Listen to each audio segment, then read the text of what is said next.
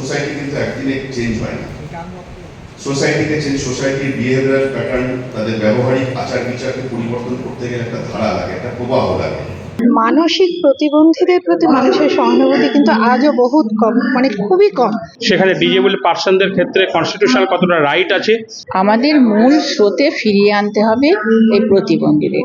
অবহেলা নয়, বঞ্চনা নয়, মূল স্রোতে ফিরিয়ে আনতে হবে প্রতিবন্ধীদের। দিতে হবে সামাজিক স্বীকৃতি, দিতে হবে আইনি অধিকার, শিক্ষার অধিকার, স্বাস্থ্যের অধিকার। এরই বহিঃপ্রকাশ কিভাবে ঘটেছে সাহিত্যে? সমাজেরই বা কি ভূমিকা? সমাজ এবং সাহিত্যে প্রতিবন্ধীদের অবস্থান কি?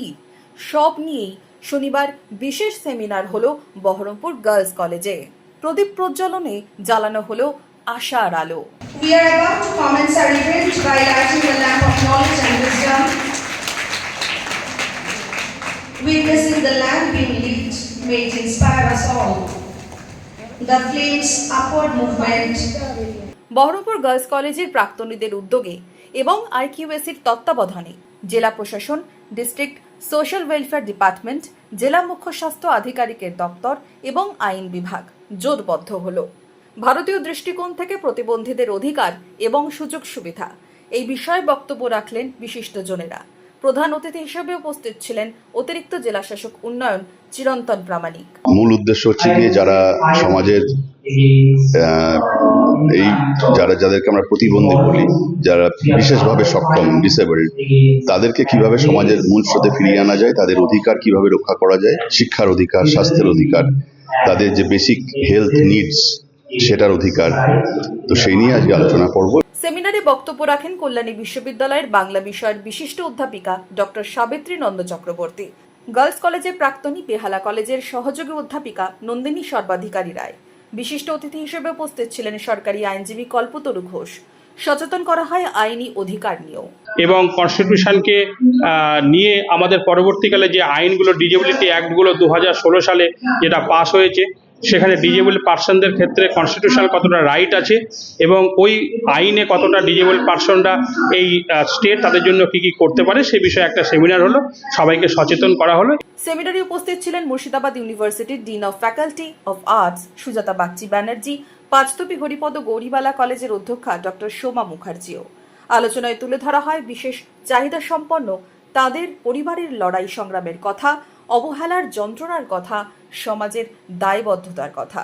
তাদের মা বাবাদের যে কি অপরিসীম যন্ত্রণা, স্কুলে পাঠানো, তাদেরকে বাঁচিয়ে রাখা, তাদেরকে বিভিন্ন জায়গায় বাসে ট্রামে নিয়ে যাওয়া, এবং সর্বোপরি মা বাবার পর তারা যে কিভাবে বেঁচে থাকবে তার জন্য আজও আমাদের বড্ড কষ্ট হয়, বড্ড কান্না পায়।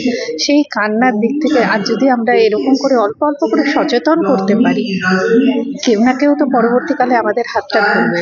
তনিরা সবসময় সমাজের প্রতি দায়বদ্ধতা অনুভব করি যে কেবলমাত্র পড়াশোনা নয়, আমরা আমাদের এই গার্লস কলেজের যে উত্তরাধিকার সেটাকে বইয়ে প্রবাহিত করতে চাই সমাজের মধ্যে। মূলধারা থেকে বেরিয়ে বিশাল এক পরিসরে মেলে ধরা হলো আগামীর সম্ভাবনা।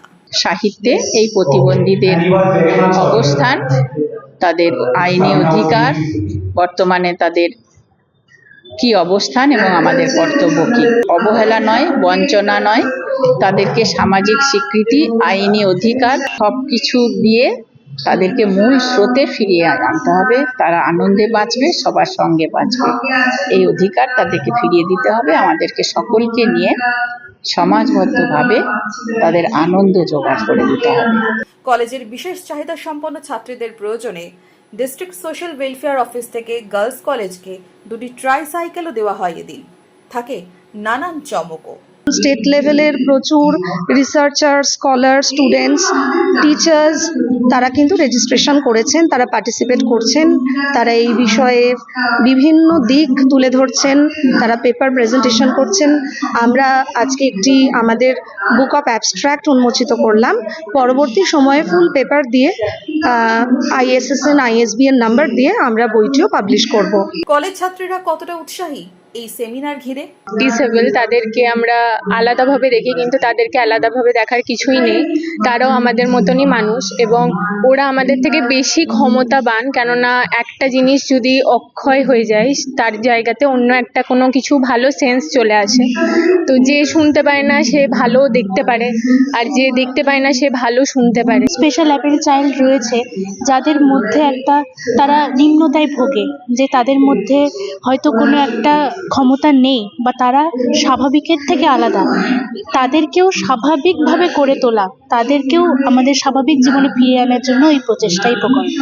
বছরভর একাধিক বিষয়ে সেমিনার হয় গার্লস কলেজে। এবার ভাবনায় প্রতিবন্ধীদের ক্ষমতায়ন। মূল স্রোতে ফেরানোর এই প্রয়াসকে সাধুবাদ জানালেন বিশিষ্টজনেরা। Bureau report, Imagine Community media.